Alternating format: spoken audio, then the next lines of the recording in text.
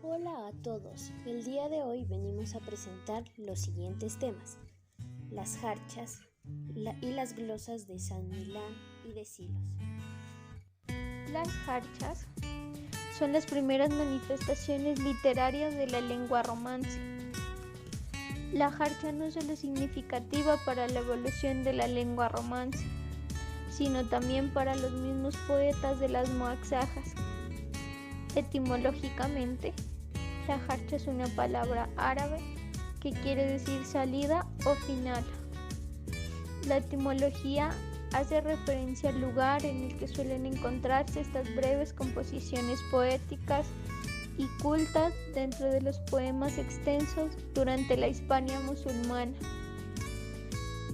Es habitual encontrar un desnivel literario en las jarchas mozárabes con respecto a las moaxajas, pues estas solían escribirse en un árabe más coloquial o incluso en lengua romance.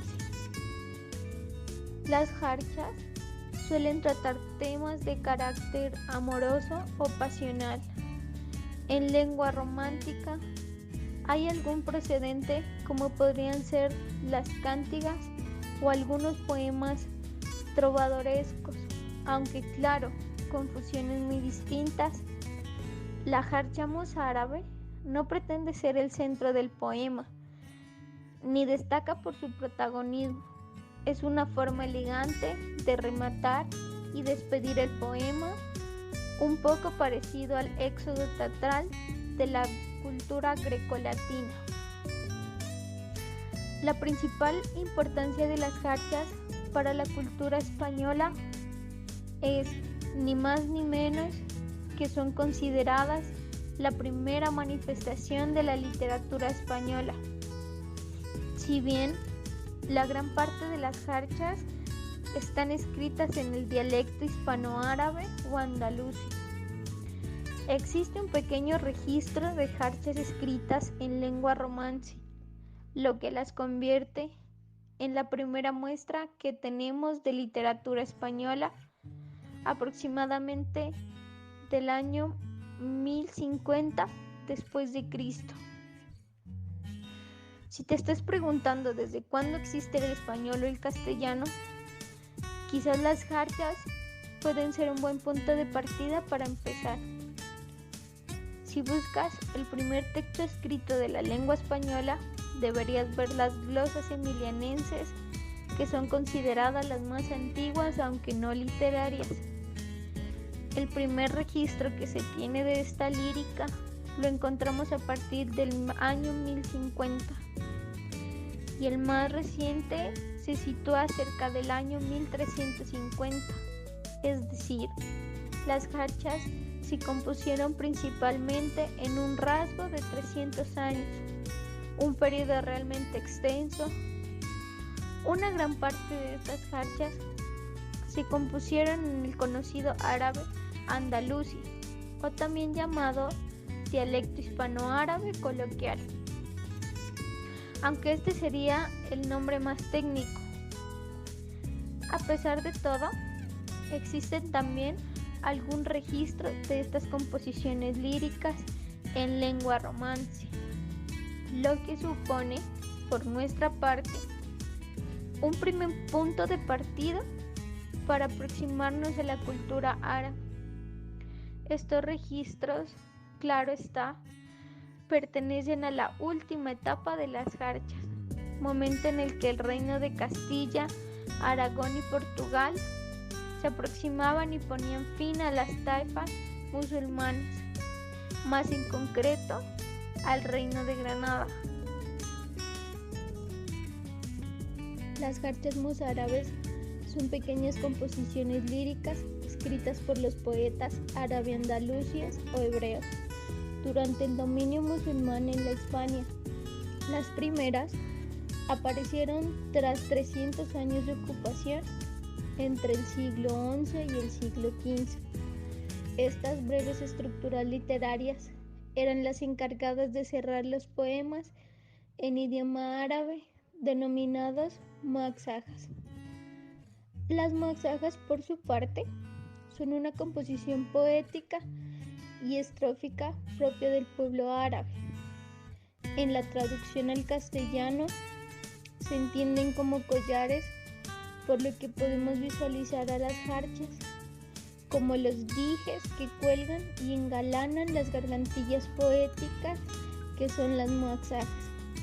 Normalmente las jarchas eran escritas en el árabe vulgo. Sin embargo, se presentan registros donde se evidencia la elaboración de estos cierres poéticos, también conocidos como salidas en idioma romance. No se sabe exactamente la cantidad de salidas escritas en este dialecto. Las jarchas tienen una connotación plenamente romántica que se liga con la forma antigua de la lírica propia de la Hispania, los villancicos y las llamadas cántigas de amigos. En pocas palabras, la poesía del pueblo. Sin embargo, a pesar de que sus temáticas tocaban aspectos concernientes al vulgo, quienes las escribían solían ser hombres doctos y de renombre. Si en su gran mayoría la redacción correspondía a letrados ismaelitas e israelitas que tuvieran como patrón poético las líricas tradicionales románicas. Cada jarcha escrita debía responder a las características de la muaxaja a la que se acoplaba. Teniendo en cuenta eso, cada poeta debía ser precavido en el estudio de la temática, la métrica y la rima del poema base para que la jarcha salida calzara de forma perfecta. Tras la expansión árabe suscitada en el continente asiático, 100 años después de la fundación del Islam, el mundo conocido sufrió un cambio cultural inmenso. Después de que los árabes cruzaron parte del Mar Rojo, el delta del Nilo e interactuaran con los egipcios, las tribus bereberes y expandieron la fe islámica en casi todo el norte de África, llegaron al continente europeo, más específicamente a la Hispania, tras atravesar el estrecho de Gibraltar en el siglo VIII. Posterior a su llegada y tras luchar con la resistencia visigoda a la que los romanos habían dejado el cuidado de las tierras, lograron imponerse.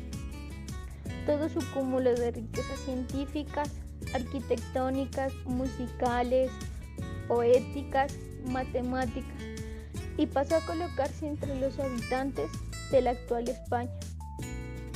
La data más antigua que se tiene sobre las jarchas en tierras españolas está ubicada en el siglo XI, mientras que la más reciente, a inicios del siglo XIV, fueron sumamente habituales entre el fin del siglo XI e inicios del siglo XII. Allí sufrieron su mayor efervescencia.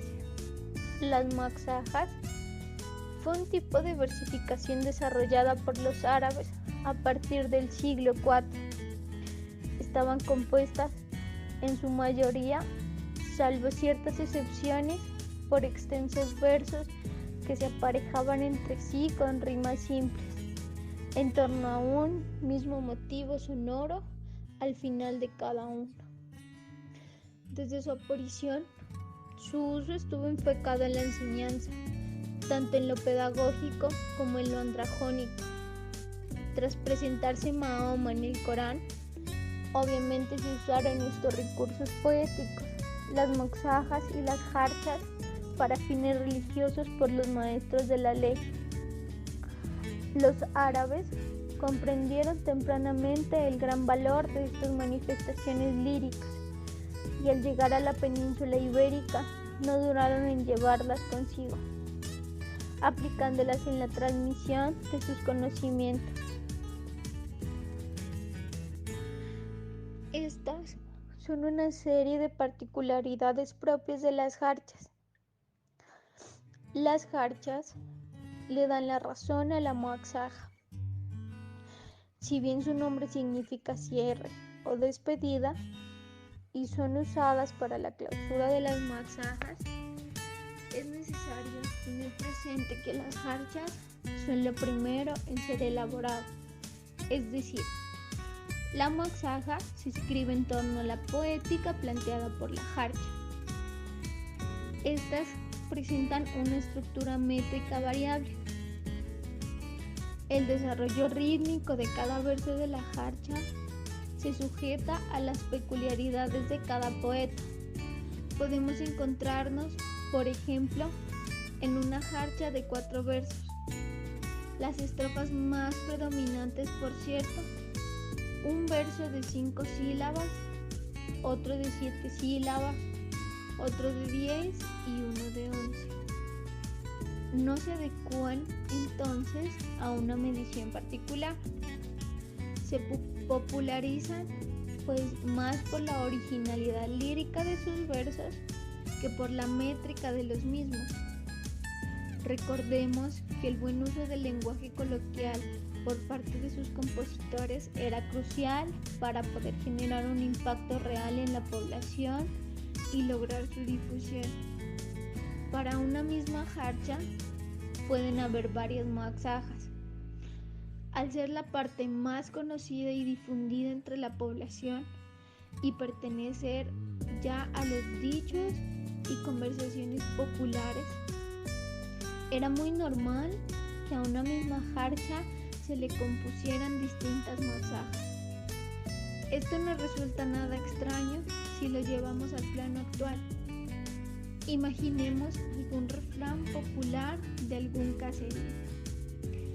Es común que los escritores de esa zona, basados en esos aforismos, compongan poemas al respecto. En Latinoamérica sería común que se hicieran décimas en torno a estas. Y si las jarchas son cuartetas octosílabas, que no es tan extraño, pues servirían de pie para los experimentos decimistas. Hablar de pie significa que cada verso de la jarcha representa el verso final de 4 décimas compuestas en torno a ella. La jarcha pues sería el corazón poético de las 4 décimas que surgirían luego. Las formas de las jarchas son estróficas y muy diversas. Recordemos que estos poemillas, al ser desarrollados por las diversas culturas que hacían vida en la Hispania, tomaban las connotaciones propias de cada sector. Entonces, los árabes tienen una manera de elaborar. Asimismo, los judíos, los hispanoárabes y los hispanohebreos. Esta misma varianza étnica asignaba propiedades muy ricas a cada nueva jarcha que se elaboraba, siendo las que más se acercaban al pueblo, las más difundidas. Era totalmente normal, basados en lo antes expuesto, encontrarse con jarchas de 2 versos, así como jarchas de 8 versos. Sin embargo, ya cuando la jarcha superaba los 4 versos de los poetas, debían valerse de la rima para que se lograra el tan necesario aprendizaje en el vulgo. Si era muy extensa la composición poética y no se aludía a una métrica con buena rima y rima pegajosa, resultaría muy difícil que la gente memorizara y repitiera las composiciones, relegándolas irremediablemente al olvido. Dentro de las líricas peninsulares es una de las primicias. Si bien fueron desarrolladas desde el siglo IV por los árabes, la jarcha más antigua en el suelo de la península ibérica data aproximadamente del 1050. Con todo y eso, y a pesar de parecer muy tardía su llegada y de estar escrita en mozárabe, representa una de las formas poéticas más populares y más jóvenes de la Hispania. Estas estrofas de remate, como también son llamadas, llegaron de la mano de los árabes a las tierras españolas para significar una atractiva forma de difundir el amor por la poesía entre los pobladores, además de incitar al aprendizaje de la lectura y la escritura. Ayudaron a consolidar el idioma español. El uso extendido de las jarchas en el siglo XI por toda la península ibérica afianzó la consolidación del idioma español como una unidad lógica de comunicación. Claro está, esto se dio cuando empezaron a aparecer las primeras jarchas escritas formalmente en el idioma castellano, con la estructura gramatical propia del dialecto. ¿Cómo puede ser esto posible? Tras su elaboración en mozárabe, los primeros años, las jarchas pasaron a escribirse en el dialecto español, que para ese entonces, y tal como lo demuestran las glosas emilianenses, estaban tomando forma. Como todo lo que se canta tiene ritmo y rima, resulta más fácil de aprender y de ser difundido de la boca en boca. Las jarchas sirvieron de mediadoras en el refuerzo y fijación de varias estructuras lingüísticas y gramaticales en el naciente dialecto hispano. Las glosas de Silos son comentarios en lengua romance peninsular, realizados por copistas medievales en los márgenes de un códice en latín, que se hallaban en el monasterio de Santo Domingo de Silos.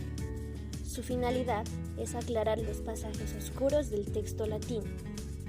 Se encontraron en el archivo del monasterio de Santo Domingo de Silos, de donde proviene su nombre. En la actualidad, estas se conservan en la Biblioteca Británica.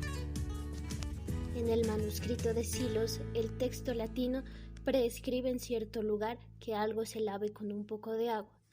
Si el texto hubiera dicho pauca lavetur aqua, no habría habido ninguna necesidad de glosa. Cualquiera habría entendido esas tres palabras, pero el latín es de allí un tanto artificioso y las tres palabras son refinadas.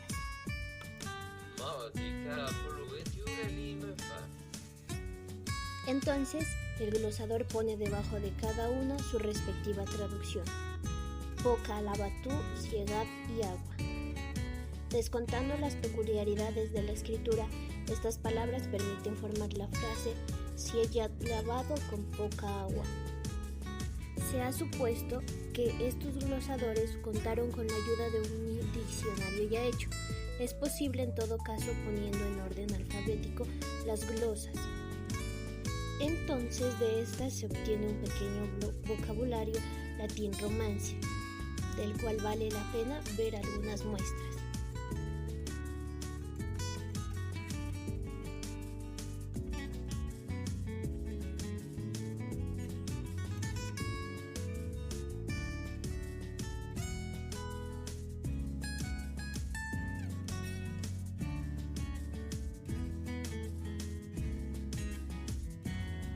Las silences contienen una especie de recetario de penitencias para los distintos pecados o los distintos grados de maldad de un pecado.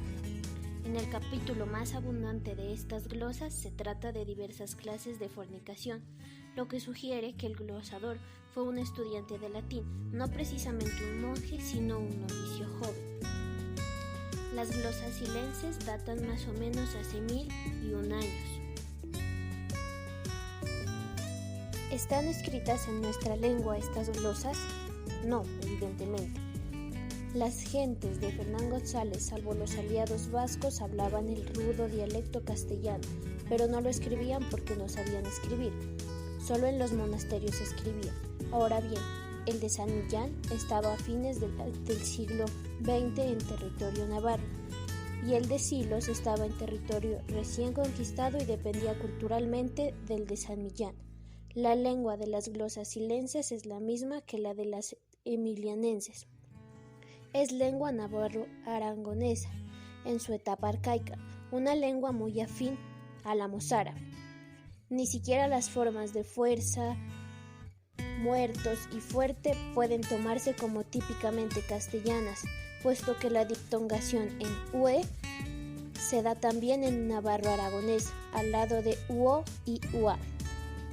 Y en las glosas mismas se lee ua-ne, al lado de uem-ne, hombre. Otras formas típicas aragonesas son clamar, aflar, aplecar, allegar, laixar, cambas, fruito, muito y consello. En resumen, estas glosas hermosean, por un lado, la lengua vulgar de la cual pretenden ser expresión, y por otro lado, de ninguna manera pretenden ser expresión del dialecto de Castilla, el más arrinconado y minoritario a finales del siglo X. El más cerril, el que menos tratos podía tener con la escritura. Los verdaderos castellanos no hablaban ese romance decente o presentable de las glosas, con su clamar, su feito y su conseillo. Hablaban bastante peor, o si se cambia de punto de vista, el castellano de esta época, no representado sino apenas implicado en las glosas, era ya mucho mejor.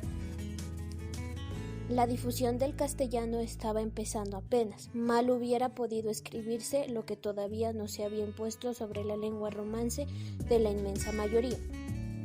Los caracteres del castellano no comenzaron a registrarse por escrito sino en la segunda mitad del siglo XI, lo cual no quiere decir que la antigua lengua se hubiera resignado ya a morir. Todavía en 1200, como se ha visto, los toledanos decían tella y no teja, cutello y no cuchillo. No habían asimilado aún nuestra lengua. Nuestra lengua, hace 1001 años, era una de las variedades dialectales del romance hispano, que se hablaba en el norte cristiano, desde La Coruña hasta Lérida.